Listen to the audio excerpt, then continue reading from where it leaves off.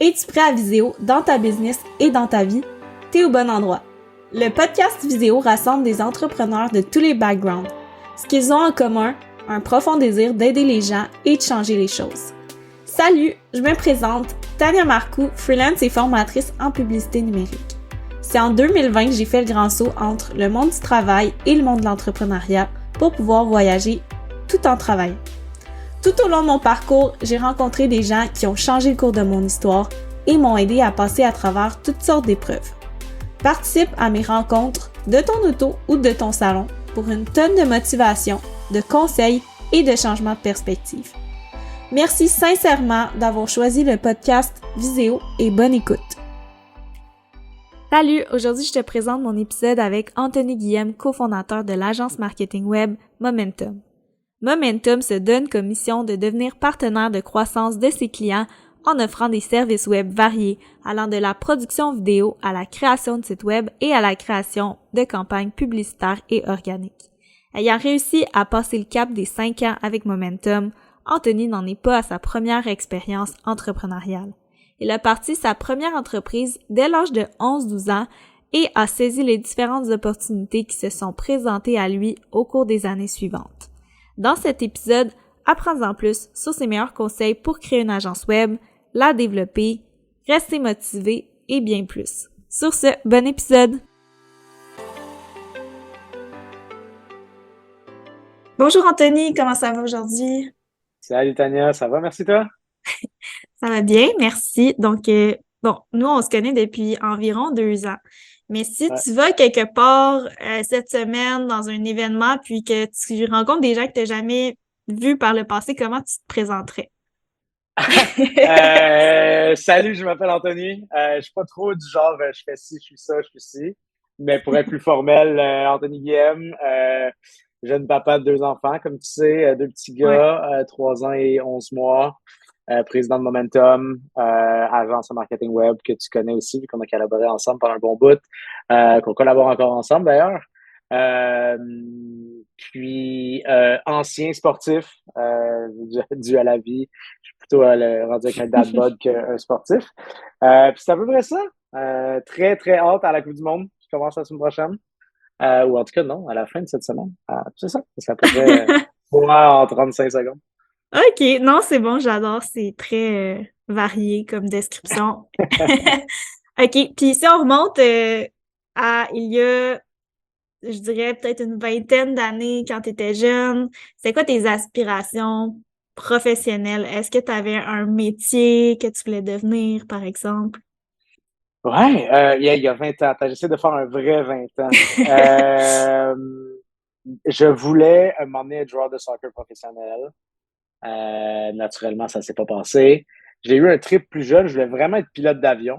Ça s'est pas passé non plus. Nice. Mais deep down, c'est drôle, mais j'ai toujours su que j'allais être en affaires, que j'allais avoir ma business. Je savais pas quand, comment, qu'est-ce que j'allais faire, comment j'allais le faire. Mais je savais que c'était comme comment je pourrais dire, le OK. calling ultime. C'est intense à dire comme ça, mais ça a vraiment toujours été la chose dont, en guillemets, j'étais sûr, mais j'osais pas trop l'avouer quand j'étais plus jeune. Puis Hmm. avec le temps, ben, ça s'est passé. Fait que, ouais. Mais comment ça a émergé? Tu sais, est-ce que tu avais des gens dans ta famille qui étaient là-dedans? Est-ce que c'était une émission de télé, un livre? Tu sais, qu'est-ce qui a fait que tu as plongé dans ce monde-là? Ouais, j'avais des gens dans ma famille qui étaient en affaires. C'est drôle parce que c'est un peu le cliché, tu sais, c'était en fait mon parrain en affaires depuis des années en informatique. Et c'est lui qui avait l'air d'avoir la vie la plus cool, entre guillemets, tu sais, le plus de voyages, la plus belle voiture, la plus belle maison. Tu sais, quand t'as, je sais pas, de Mhm. 6 7 8 ans, c'est un peu ça qui te fait, comment je veux dire, qui t'impressionne. Puis, en fait, ça s'est concrétisé. Je ne m'en suis pas rendu compte avant plusieurs années, mais quand j'avais, je crois, 11 ou 12 ans, moi puis un ami, on a fait le classique là, que tu vois dans les films, tu entends parler. C'est que, en fait, moi, j'avais un weed eater, un coupe-bordure, parce qu'on avait à peu près pas de gazon chez moi, mais on avait besoin de coupe-bordure. Puis lui avait une tondeuse. Puis il y avait un dépanneur pas loin de nos maisons. Fait que on s'est regardé, hey, on est capable d'aller acheter du gaz. Il y a des gens qui ont besoin de faire couper leur gazon, on a envie de faire de l'argent, on le fait. Mhm. Fait qu'on a fait littéralement du porte-à-porte. Puis ça a été comme mon premier petit thrill. Tu sais, suis pas rendu OK. riche avec ça, on va se le dire, là. Mais à, je sais pas, ouais, 11-12 ans, il me semble. C'est le fun. Tu rentres chez vous après un samedi de travail, puis t'as fait, je sais pas, un 100 piastres. C'est Mm. super trippant, puis ça te donne comme un thrill. Puis on dirait que aussi petit et meaningless soit-il, toute ta vie, t'es là, ouais, j'étais capable de le faire, Mm. je pourrais le refaire. Fait que ouais, c'est un peu ça. Ouais. Ah, c'est cool, je savais pas cette histoire-là. Puis qu'est-ce que tu dirais que t'as appris à travers cette première expérience entrepreneuriale-là? La première, là, le gazon, Ouais. le, j'ai pas la phrase exacte, mais quelque chose comme le prix de quelque chose, là, c'est très, très, très discutable. Mm. Puis tu t'en rends compte quand, ben, je vais te donner l'exemple du gazon. Tu sais, on s'entend, là, j'aurais coupé le gazon de quelqu'un pour n'importe quel prix, là, tant qu'on se faisait payer dans le temps. Mais là, Ouais. tu commences, puis tu sais, le premier, tu te dis, ben, je vais couper votre gazon, c'est gros comme ça, puis là, tu essaies de faire, tu sais, ton gars qui sait de quoi il parle, mais tu sais, 11 ans, pour genre 10 dans le temps, tu sais. Ah ouais, 10 parfait. Là, quelqu'un te donne le contrat. Fait que là, ton prochain réflexe, c'est la maison à côté ou pas loin avec à peu près la même grosseur, tu essaies de le vendre 15 tu sais. Puis là, la Mhm. personne à 15 dit, ah, c'est cher un peu. Tu dis, ah, OK, 10. Fait que, tu sais, en tout cas, tout ça pour dire que si quelqu'un aurait vraiment eu besoin de couper son gazon, j'aurais pu le vendre 2 fois, 3 fois, 4 fois le prix. Si quelqu'un n'avait pas vraiment besoin puis voulait juste nous encourager, ben, l'élasticité prix, c'est ça le mot que je cherche, Mhm. était pas la même, tu sais. Puis je m'en suis rendu compte avec, on a eu un contrat dans l'été, believe it or not, d'un dépanneur. Puis, je pense que c'était 50 par semaine. Puis on y allait toutes les semaines faire le côté du parking. Puis à la fin de l'année, elle m'a dit les gars, ça m'a fait plaisir, mais 50 c'est pas assez cher. Fait que je pense qu'elle nous a donné je sais pas combien de dollars de bonbons à la fin de l'année. On avait 11 ans, puis c'était pour nous, c'était le trip Ouais. ultime. Là. Mais quand elle m'a dit c'est pas assez cher, tu te poses la question, hein? Comment ça? Moi j'étais bien content. Pour Ouais. à 11 ans, c'était écœurant, en fait. Puis bref, tout ça pour dire qu'est-ce que j'ai appris, c'est que le prix et la valeur de quelque chose sont deux choses incroyablement opposées. Mm. Pas incroyablement opposées, non, mais qui peuvent avoir beaucoup de différences. Parce que le prix de quelque chose, c'est ce que tu fais, la valeur, c'est ce que tu en retires. Si tu as besoin de quelque chose, absolument. Tu as eu une péripétie de passeport dernièrement. Je suis sûr que tu aurais payé Ouais. très, très cher pour J'ai faciliter ta payé très, très péripétie. cher, mais j'aurais dû payer encore plus cher pour revenir au Canada, effectivement. Non, c'est ça, tu sais, puis ça valait pas le prix que tu as payé, mais vu les Mhm. circonstances, ça valait chaque scène. Fait que ça, je trouve que c'est quelque chose que tu apprends vraiment vite. Le besoin justifie le Mhm. prix ou justifie la valeur. J'ai pas la phrase parfaite, mais tu comprends l'idée. Ouais, non, c'est super intéressant. Surtout que tu as appris ça à comme 11 12 ans. Je trouve ça fou quand même. Fait qu'après ça, qu'est-ce qui s'est passé? Est-ce que t'es plus revenu dans une trajectoire traditionnelle, faire des études, tout ça, ou t'as plus Ouais. poursuivi ce côté-là, entrepreneurial tout de suite? Non, je suis plus revenu dans une trajectoire normale. Tu sais, fini mon secondaire, fini mon cégep, aller à l'université. Mhm. En fait, en sortant de l'université, écoute, avant même que j'ai mon bac, j'ai été recruté par Xerox, qui est une entreprise d'imprimante, de photocopieurs et tout ça, du logiciel beaucoup plus maintenant et des services. Euh, et la raison pourquoi j'y suis allé, c'est parce que c'était pas une passion, on va se le dire, mais c'était reconnu pour être comme étant, excuse-moi, une des meilleures écoles de vente de tous les temps. Et je voulais absolument le faire. Mhm. En fait, pas que je voulais absolument le faire, mais j'ai envoyé mon CV, j'ai eu une entrevue, j'ai été retenu, fait que je me suis pitché à 2 pieds dedans, tu me connais. Je suis resté vraiment dans ce parcours un peu plus traditionnel, on va dire, pendant 3 ans et demi après mes études, OK. dont Xerox.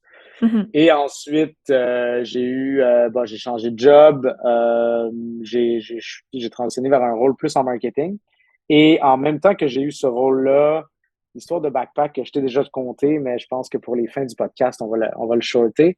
Mais pendant que j'ai eu cette job-là, j'ai acheté un duplex à Montréal où j'habitais et on a aussi, avec un bon ami à moi, parti une clinique pour enfants. Mhm. Pour enfants et adolescents où on faisait de l'orthopédagogie, du tutorat, des choses comme ça. Et c'est un peu ça qui a ravivé à fond la flamme, dans le sens où ça a toujours été là, mais c'était comme dormant, tu sais. Puis je voulais tellement faire quelque chose de ma carrière qu'on dirait que j'étais Mhm. pas, j'étais pas, je savais pas si je reprenais le risque ou pas. Là, ce qui a été le fun, c'est que j'ai pu travailler sur ma carrière, puis le soir, les fins de semaine, j'ai pu travailler sur ce side hustle ou ce side project-là. Puis c'est Mhm. vraiment ça qui m'a remis, qui m'a remotivé à fond. On a eu la clinique pendant 3 ans, on l'a vendu et quelques mois plus tard, j'ai parti Momentum. Ça fait 5 ans maintenant, ou ça va faire 5 ans. Fait que ouais, c'est un peu ça le parcours en fast-forward. Ouais, cool, félicitations. C'est un beau parcours. Fait que premièrement, pour ton emploi chez Xerox, c'était en vente. Ouais. Fait que j'imagine que là, tu as beaucoup appris des trucs de vente qui t'ont resservi par la suite. Tu peux-tu Mhm. peut-être nous partager justement là, ce qui en ressort le plus de ça? Ouais, certains, puis je te dirais que c'est encore quelque chose que je pense dans nos domaines particulièrement, ben, en fait dans tous les domaines, mais dans notre domaine tous les deux, c'est Mhm. particulièrement approprié. Que tu vendes, tu sais, chez Xerox, on va se le dire là, puis tu sais, je prends Xerox, c'est pas péjoratif, mais il n'y a pas à peu près aucun de tes clients, à moins que ça soit un imprimeur ou qu'il y ait des choses très spécifiques en gestion de documents et tout ça, qui a une passion vers la machine. Tu sais. Puis ce que tu vends, c'est pas quel point est belle ou est ci ou est ça. C'est une machine qui coûte cher. Mhm. J'en ai vendu qui valent plus cher qu'un char. Euh, Ce que tu vends, en fait, c'est le outcome, right? La Ouais. machine, c'est que la solution, en fait. Fait que, je vais prendre, puis tu sais, ça s'adapte. Même chose pour nous. Mais exemple, un client veut que ça lui coûte moins cher à l'imprimeur. Mettons, parce que dans le temps, il imprimait, je sais pas, toutes ses cartes d'affaires, puis ses brochures, puis ses pamphlets, puis tout. Ben, peut-être qu'investir à la place d'avoir 3 petites imprimantes au bureau, plus son imprimeur à l'externe, peut-être qu'avec une Mhm. belle grosse machine au milieu qui a toutes les capacités, là, tu peux monter un genre de business case où, basé sur ton besoin, basé sur ton utilité, ça va te coûter X dollars moins cher, ou peut-être le même prix, mais tu fais tout à l'interne avec un meilleur contrôle. Concrètement, Mhm. le client s'en fout de la machine. Mais s'il est Mhm. capable d'avoir ce qu'il a besoin, de gagner en flexibilité, gagner en qualité, réduire ses coûts, ben la machine devient intéressante. Mais il s'en fout de la machine, c'est normal. Fait que ça devient vraiment un outil. Tout comme toi et moi, tu sais, une campagne de, on va dire, je sais pas, SEO ou Google Ads, peu importe. Mhm. Le client, je dirais pas qu'il s'en fout, mais concrètement, ce qu'il veut, c'est plus de ventes, plus de leads Ouais. ou plus de awareness. C'est juste l'outil, en fait, qu'on déploie, tu sais. Fait que ce que j'ai Mhm. appris le plus, tout ça pour dire, c'est de pas focuser sur la chose que tu vends, mais vraiment sur le business outcome, tu sais. Euh, la seule, et le client, tout le monde dans notre vie, on, ré- je vais trouver mes mots, excuse-moi, on pense aux choses de la même façon, c'est what's in it for me, right? Fait que, Mhm. pourquoi je ferais ça? Ah, il y a tel et tel et tel avantage pour ma business ou pour ma vie personnelle ou pour mon workflow ou pour tel use case. Parfait, ça fait du sens. Décision positive ou non, ça fait pas de sens, décision négative. C'est vraiment ça que j'ai appris le plus. Puis naturellement, quand tu es on va dire, dans une industrie pas particulièrement tribante, qui sont tout ce qui est les imprimantes, photocopieurs et tout, ben, tu focuses que là-dessus parce que le reste, c'est très peu important. Fait que c'est vraiment business outcome. C'est toujours ça qu'il faut vendre, c'est vendre le gap qui change la donne, je pense. Mhm. Ouais, ben ça fait vraiment du sens, je trouve. Puis ensuite, si on passe à la clinique que tu as rachetée, comment tu as fait, étant donné que c'est vraiment des services super spécifiques et hors de ton domaine pour gérer Ouais. comme une entreprise comme ça?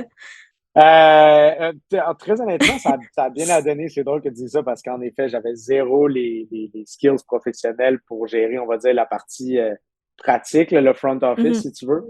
Fait que dans le fond, je l'ai parti avec un ami à moi qui est encore un très bon ami. Lui est orthopédagogue, est encore orthopédagogue, maintenant directeur d'une clinique, justement.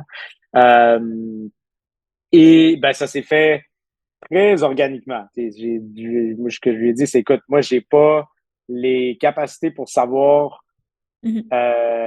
comment livrer le service, c'est quoi les heures, c'est quoi le curriculum, puis comment on recrute des gens. Toi, tu l'as. Mais toi, tu sais pas qu'est-ce que ça prend pour faire un site web, comment on va avoir des nouveaux clients, comment gérer l'administratif.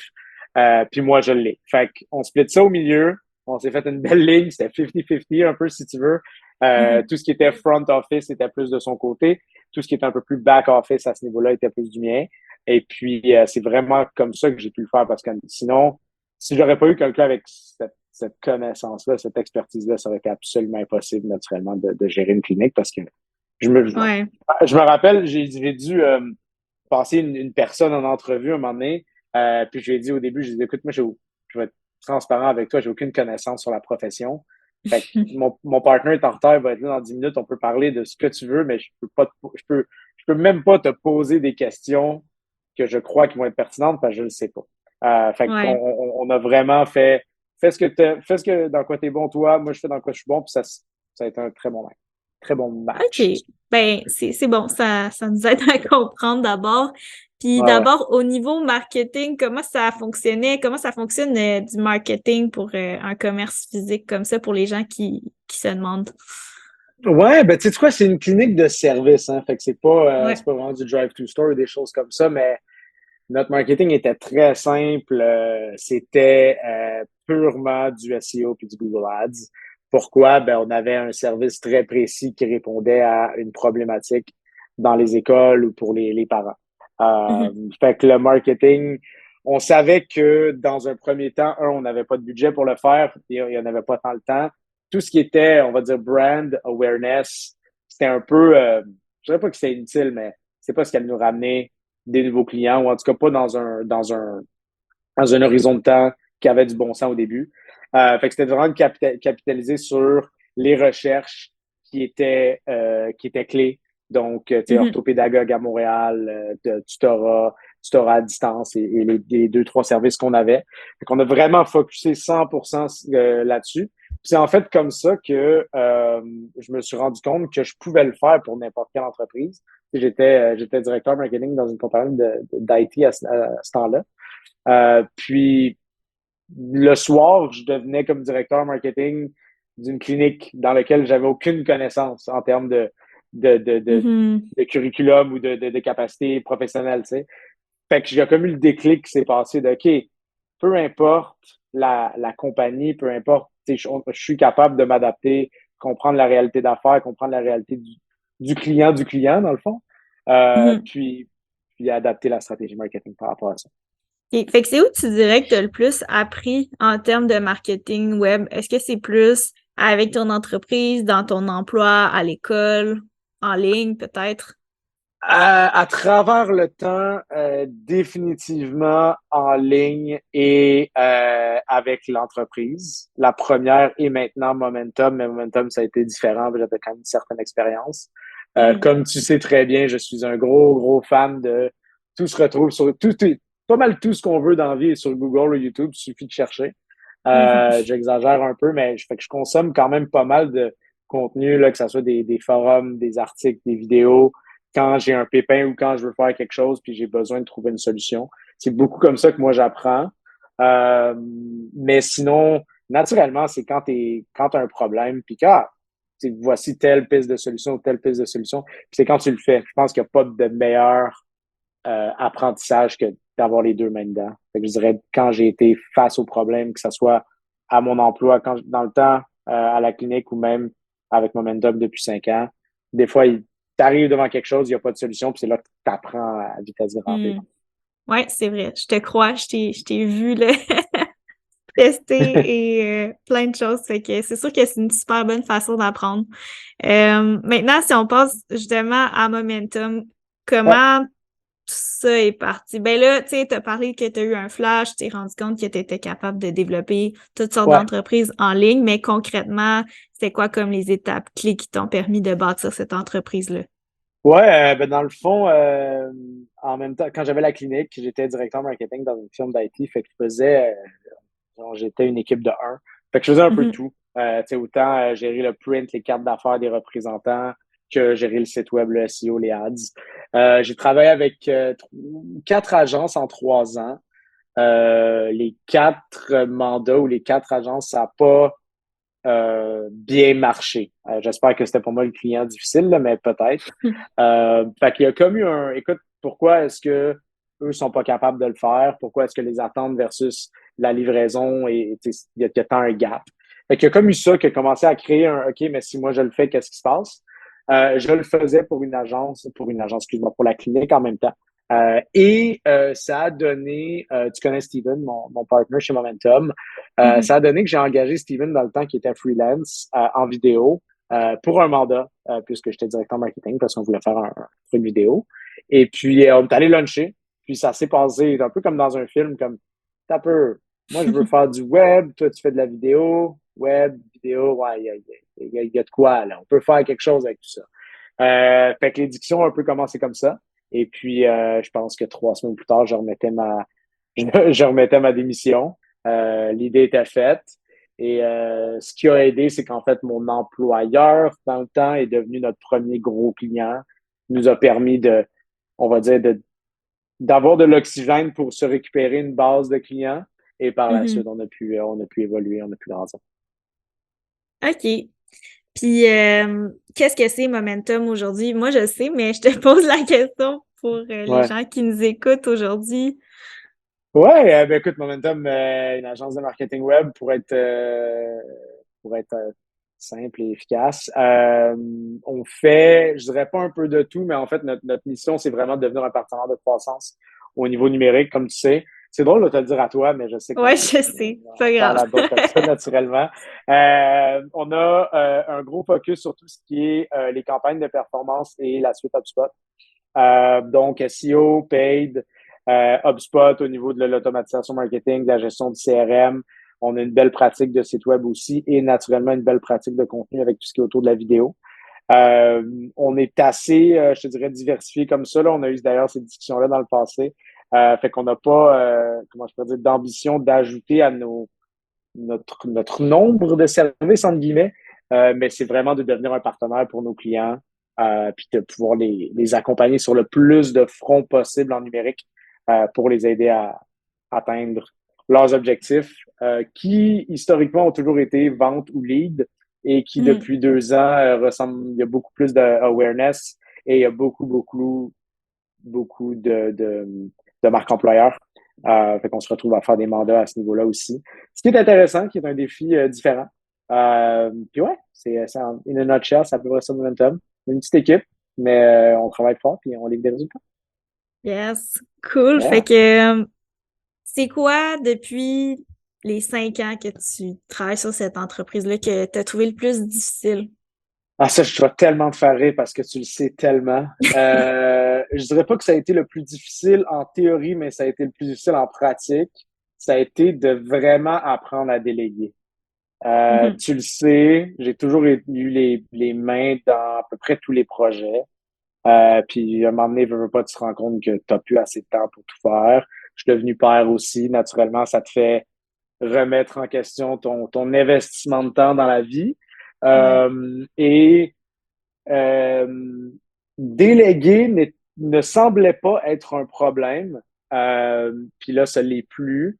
Mais je te dirais que j'avais tellement pas de procès. Je savais les choses par cœur quand moi je les faisais, ou en tout Mhm. cas quand je les communiquais, que je les avais jamais documentés. On en a parlé plein de fois, toi, moi, c'est trop drôle qu'on en parle là. Je les avais jamais documentés ou officialisés, ou j'avais jamais créé de vrai template ou de process où je peux dire à quelqu'un, regarde ça, c'est mon process, suis ça, c'est Ouais. correct. Fait que du jour au lendemain, il a fallu que je crée ces process-là, il a fallu que naturellement je permette aux personnes qui travaillent avec moi de les comprendre, de se les approprier, puis de le faire un peu à leur sauce, à leur manière. Ça a été vraiment le challenge numéro un parce que pendant des mois, j'ai été très peu efficace parce qu'en fait, il a tout fallu que j'apprenne dans mon monde. Euh, Ce qui est une super bonne chose là, avec du recul, mais ça a été le défi numéro un en termes de gestion de temps, d'en faire beaucoup d'un côté, puis de commencer à déléguer de plus en plus, puis tout ça, ça a été le challenge, mais somme Mhm. toute, très bel apprentissage. Fait que tu repartais du début, comment tu ferais ça pour justement être en mesure de déléguer le plus tôt possible? Ouais, très bonne question. Ce que je ferais, c'est que je pense que l'opportunité qu'on s'est ouvert très rapidement, mais aussi l'erreur qu'on a faite, c'est qu'on offrait trop de choses. Hmm. Euh, on aurait dû offrir, mettons, à la place de, je sais pas c'est quoi le chiffre, mais à la place de, mettons, 5, 6, on va dire, catégories de services, peut-être deux. Mhm. Puis peut-être on the side, tu sais, sans les afficher, faire d'autres choses en complément. Mais vraiment pousser, mettons, deux, je dis deux, là, ça va être peut-être un, peut-être trois, là, c'est pas important. Comme ça, puis ce qui a été le plus difficile, c'est que tous nos services ont grandi à peu près en même temps. Mais à la place qu'un service explose puis que tu puisses engager une personne, exemple, pour ce service-là, ben, j'avais quatre services qui étaient comme à 25%. Fait que tu Mhm. peux pas engager pour 25%. Fait que tu te retrouves à avoir les mains partout. Puis je pense que c'est ça qui a été l'erreur numéro un, c'est qu'on a voulu en faire trop large, trop vite.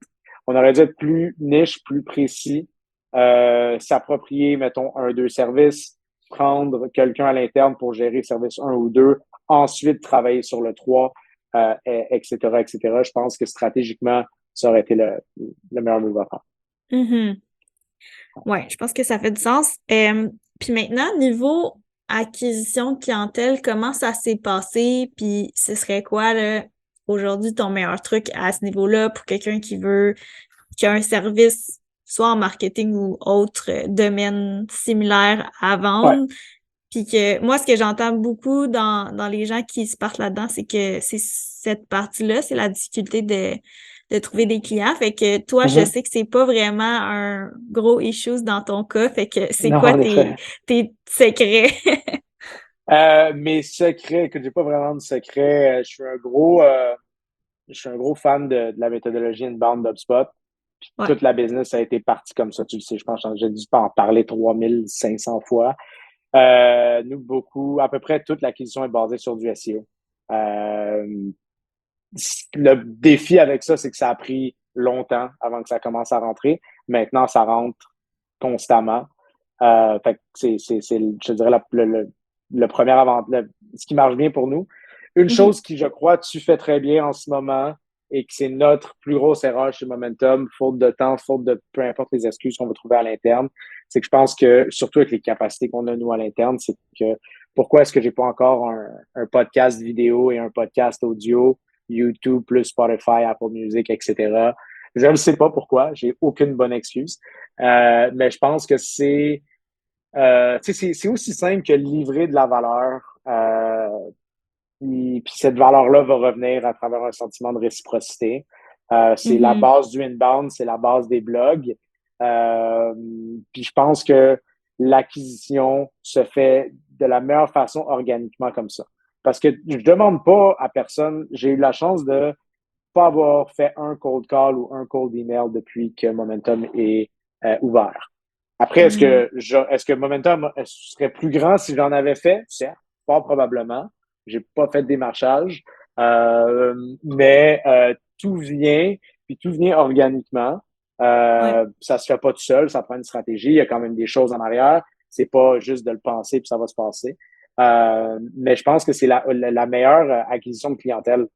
Peu importe le pitch que j'ai avec un client, j'ai jamais une approche que j'ai absolument besoin de la business à tout prix. Il y en a que tu veux plus que d'autres, oui. Il y en a qui sont plus stratégiques que d'autres, oui. Mais on n'est jamais dans un, dans un environnement on va dire, pushy en termes de vente.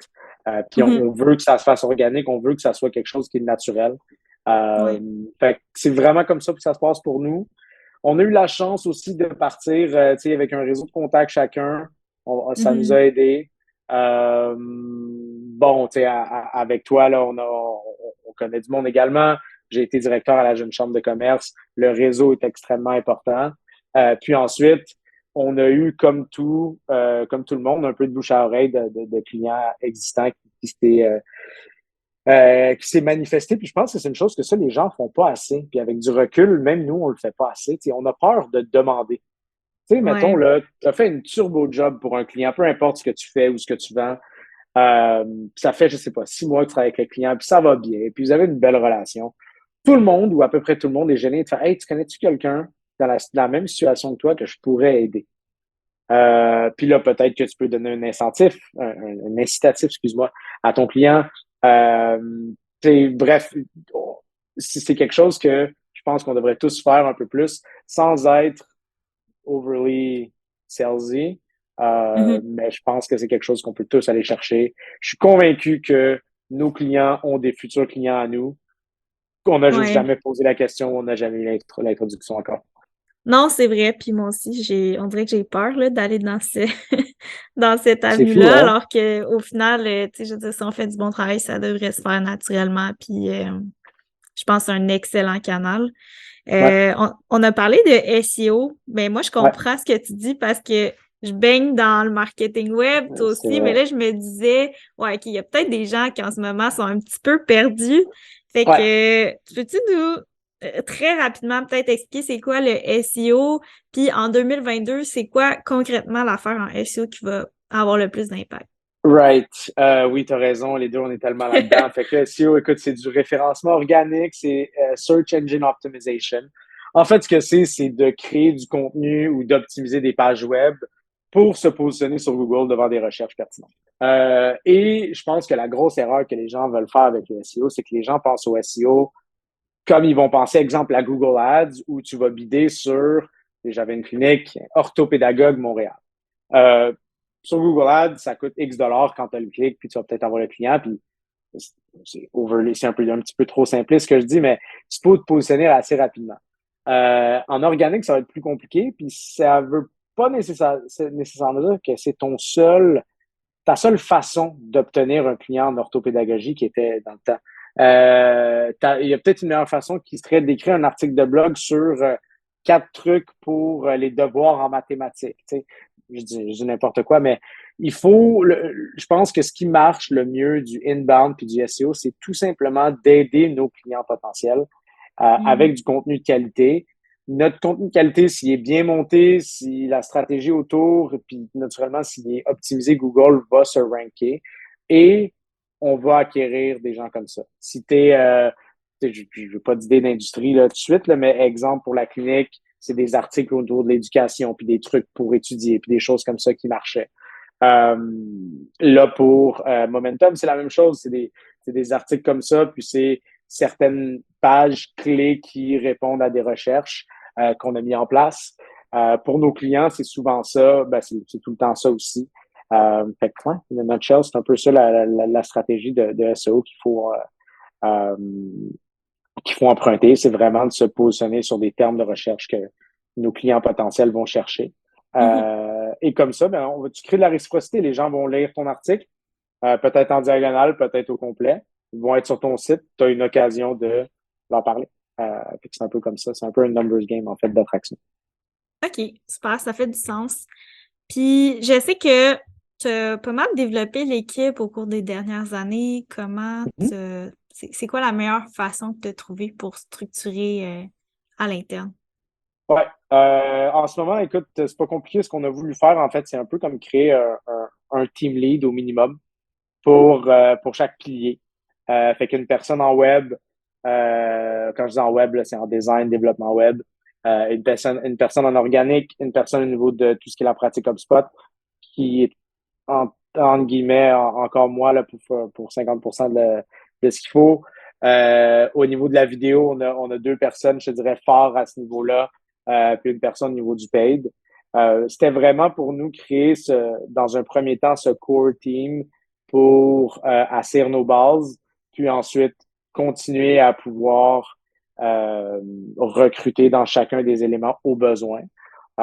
C'est comme ça qu'on l'a fait.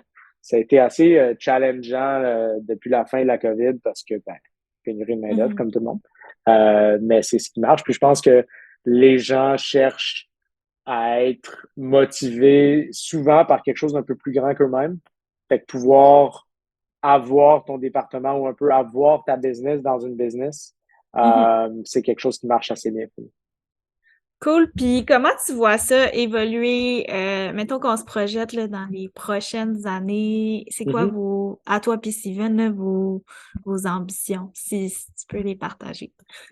Ouais, ben je peux pas tout partager, mais tu sais, c'est sûr que dans les 3 à 5 prochaines années, je vois l'entreprise probablement tripler.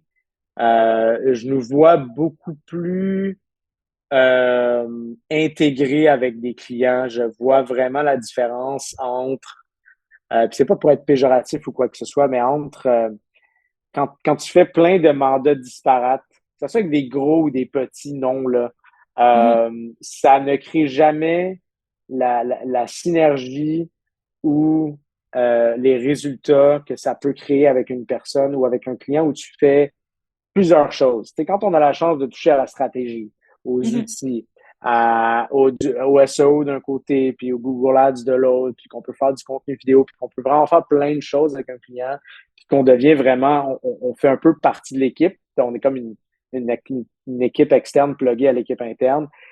On voit toujours, c'est pas une question de budget, hein, c'est vraiment quand c'est fait comme ça versus se faire appeler, oui, allô, j'ai besoin de, je sais pas moi, une vidéo. OK? Puis là, on fait le vidéo, puis on n'entend plus jamais parler du client. Que ça soit une Mhm. excellente vidéo ou qu'on ait manqué la shot, là, mettons. Là. Mais je nous vois être beaucoup plus, comment je pourrais dire, collaborer de façon beaucoup plus profonde et étroite avec les clients. Mhm. C'est plus stimulant pour nous. Je pense que c'est mieux au niveau des résultats clients. Puis stratégiquement, c'est mieux pour nous et les clients en termes de croissance. Puis nous, on voit vraiment toute la différence. Fait que je pense qu'on va surtout évoluer là-dedans. Puis ouais, in a nutshell, c'est après des choses que je peux pas partager.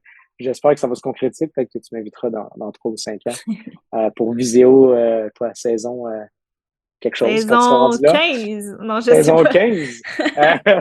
Puis, mais ouais, c'est un peu ce que je vois là, dans les, on va dire, 3 à 5 prochaines années. OK, super. Maintenant, j'aimerais ça peut-être aller plus du côté personnel. Mhm. Comment tu fais pour équilibrer en ce moment ta vie? Tu sais, je sais que t'as des petits, t'as l'entreprise qui se développe. Comment tu fais pour équilibrer tout ça, puis continuer d'apprendre, puis avoir une vie sociale? Je suis peut-être pas le meilleur exemple pour toutes ces réponses, mais écoute comment je fais. Je me suis mis une limite là, vraiment le plus possible, puis c'est dur, c'est dur à faire souvent. Mais exemple, la semaine là, de 5-ish à 8-9, il n'y a pas de travail. Je réponds pas à des téléphones, je réponds pas à des textes, je réponds pas à des emails, à moins que, bon, un client me texte en panique puis son site web a explosé, là, j'exagère, là, mais tu sais, Ouais. si je touche pas. Je travaille encore un peu le soir, occasionnellement, beaucoup moins qu'avant. Mais vraiment, tu sais, de 5 à 8, là, c'est vraiment le temps, on va dire, papa, puis enfant, puis famille, vraiment à ce niveau-là. Ça, c'est vraiment important tous les soirs de semaine. Au niveau vie sociale, c'est drôle parce que c'est pas tant, je crois, l'entreprise plus que toute notre gang d'amis. On, tu sais, veux pas, t'arrives à un certain âge où cheminement professionnel, ce qui est requis est un petit peu plus prenant. Puis on est Mm. tous devenus des jeunes parents à peu près en même temps. On est tous brûlés le vendredi. Des fois, on se voit, puis à 10 heures, on fait ouais, comme c'est plus que ça a déjà été un vendredi, mais tu sais, on s'aime, bonne soirée. Fait que c'est un peu plus tranquille à ce niveau-là. Mais je me rends compte qu'il faut le faire. Puis c'est comme le sport, on en parlait juste avant d'enregistrer. Moi, dans la vie, il faut que Mhm. ça soit booké puis que j'ai pas d'excuses. Comme je sais que si je veux faire un 5 à 7 avec Tania, mettons jeudi, pour telle X, Y, Z raison, faut que ça soit dans mon horaire, dans mon Google Calendar, puis que ça soit ça. Et puis que ça se peut qu'on annule dernière minute, des choses qui peuvent se passer, mais il faut que ça soit là, il faut prévoir le temps, puis il faut que, fait que maintenant, ce que je fais, c'est que j'essaye de bloquer le maximum de ces blocs professionnels et personnels-là. Comme ça, c'est là, je fais un genre de commitment mental quand c'est là. On dirait que c'est tangible, c'est visible, c'est là. Mm. Puis ce serait comme ça mon truc personnellement, parce que j'ai besoin de me gérer. Non, mais c'est vrai, c'est simple, mais des fois on l'oublie, puis après ça on est comme, OK, mais pourquoi j'ai juste plus le temps pour faire ce que je veux, tu sais? Alors que juste Ouais. de le booker, c'est comme, il faut le prendre le temps de le faire, mais au final, ça peut vraiment valoir la peine. Ouais, Fait puis sinon, il y a que, toujours une bonne raison de le pousser ailleurs, tu sais. ouais, Il y a exact. toujours une bonne raison de ne pas le faire, là. Ah, il fait froid dehors, j'irai pas courir, ou je sais Mm. pas, là. Tu sais, il y a toujours une mauvaise raison, mais c'est ça. Je pense qu'il faut apprendre à s'autodiscipliner, le mettre dans l'agenda, puis just stick to it. Yes, puis mon autre question, ce serait, comment tu trouves ta motivation? Comment tu trouves la force de persévérer malgré justement toutes les étapes auxquelles tu es passé à travers? Ouais, c'est deep, hein? Non, écoute, moi, c'est très cliché et très simple. Puis, tu tu vas rire quand je te dis très cliché, j'aime ça. Ouais. Ça se limite à ça, pour vrai. J'adore ce que je fais. Puis avec du recul, il y a une citation que j'ai entendue il y a pas longtemps, que j'ai adorée. Puis je vais essayer de faire un français-anglais, là. Je vais essayer de le faire à 100% en français. Tu sais, aujourd'hui, ça va super bien. Exemple, tu sais, j'ai eu des belles rencontres un matin avec des clients. On a gagné un mandat. J'enregistre un podcast avec toi. J'ai Mhm. 2 autres meetings après. Ça va passer. Demain, journée de boîte. Je sais pas, on reçoit des insultes d'un client, on a une campagne qui marche pas, il y a un projet qui marche pas pour telle raison, ou on perd un projet, ça va passer. Tu comprends? Que OK. ça soit vraiment positif ou vraiment négatif, ça va Mhm. passer.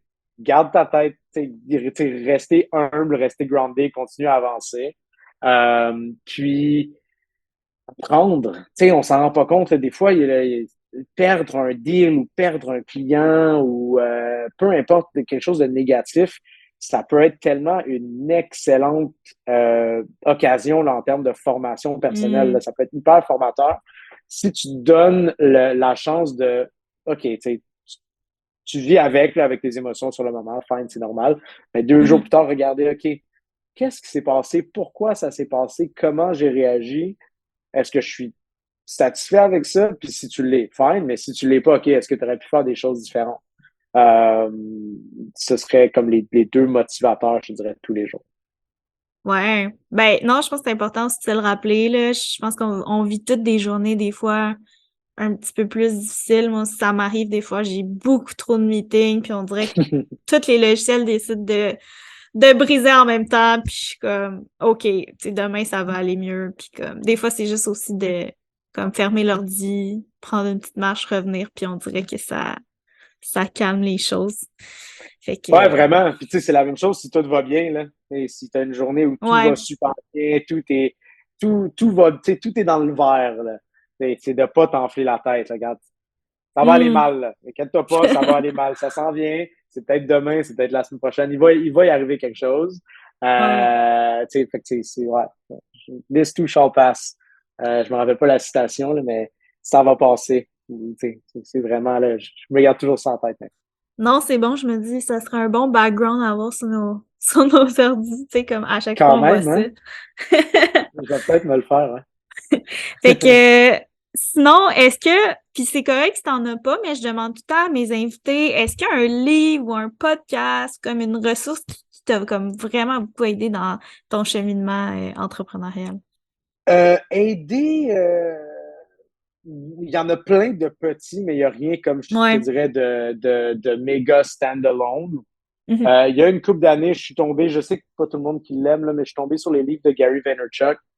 Il y en a 2 là, que j'ai beaucoup aimé qui étaient, en fait, le premier, c'est vraiment du inbound marketing, là, c'est jab, jab, jab, right hook, je pense. En gros, Mhm. c'est donne du contenu, donne du contenu, donne du contenu, donne du contenu, puis à un moment donné, Ouais. demande la business. Fait que c'est du inbound marketing, finalement. Et l'autre, je l'ai derrière, j'essaie de le lire en même temps, mais sans prendre trop de temps. Euh, une De seconde. Gary, je sais qu'il en avait Crushing écrit It. un autre. Ah oui, Crush c'est It puis ça. Crushing It. Ouais, Ouais. désolé, tu couperas les bruits des choses qui sont tombées au montage. C'est 2 livres que j'ai bien aimés. Au niveau des podcasts, il y en a plein de petits, mais je te dirais, il n'y a rien qui a été comme game changer dans ma vie. OK. Mais ouais, il y a plein de petites choses. Euh, ouais, Non, c'est bon, je un te peu vague, surprends hein? peut-être aussi avec ma question, mais c'est vrai que les livres de Gary, je les ai lus, ça fait quelques années maintenant, Ouais. mais Crushing It, je me souviens que c'était vraiment dans le fond de suivre ses passions, puis c'est justement le conseil que tu as donné juste avant de comme pourquoi tu continues, même si c'est difficile, c'est parce que tu es passionné par ce que tu fais. Puis moi aussi, c'est la même chose, là. Je pense que si j'aimerais pas ça, ça ferait longtemps que je serais plus là-dedans, puis probablement que je sais pas, je ferais d'autres choses. Je serais peut-être artiste ou je sais pas. Ah, tu serais globe-trotteur, tu sais bien. Ouais, ben tu sais, je pense que c'est vraiment cliché, là, tu sais, quand t'aimes ça, Ouais. ben, c'est important, là, on travaille beaucoup dans une vie, on va se le dire, je pense qu'il faut aimer ça. Deux, c'est motivant. Puis quand ça va pas bien, mais t'aimes quand même ce que tu fais. Fait que tu commences pas à tout remettre en question parce que tu as une mauvaise journée. Mm. Puis ouais, en effet, je pense, ouais, c'est Crush It ou Crushing, je me rappelle pas. Il dit vraiment ça. C'est vraiment cliché, là. Mhm. Mais concrètement, je pense que c'est la base. Faut que ça soit quelque chose qui tient à cœur. Nous, c'est le marketing web, on triple là-dessus. Il y a du monde que c'est, je sais pas, le thé ou le café ou d'autres choses. Moi, c'est le Ouais. café, mais j'aime pas de business de café. Mais fait que je pense que tant que tu as une certaine passion pour ce que tu fais, la motivation te suit comme intrinsèquement ou automatiquement, là. Ouais, puis aussi, je pense que ça se transmet à tes clients cibles. Fait que, au final, Ouais. comme tout se développe plus naturellement.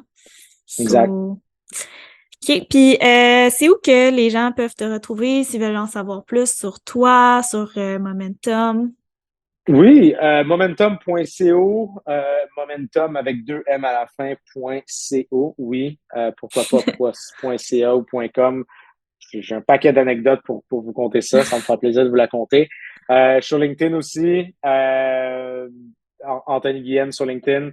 Ça me fera plaisir si les gens veulent le connecter, prendre un café virtuel. Vous êtes les bienvenus. Et sinon, sur Viséo de Tania Marco. Yes! Merci! Merci pour tout. C'est ce qui termine l'épisode. Fait que Cool.